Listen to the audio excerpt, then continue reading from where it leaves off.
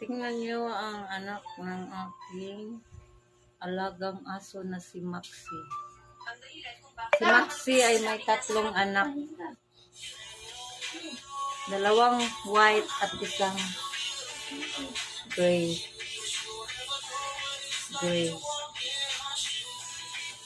Nanganak si Maxi noong November 11. Ay, 11 ba ito? November, ano sa kasi nanganak? 17 pala. November 17. At uminom siya ngayon ng gatas. Tapos siya kumain. Uminom siya ng gatas. At yan, mga anak niya na kain din, nagdidi sa kanyang mama. Nag-milk sila. Nag-milk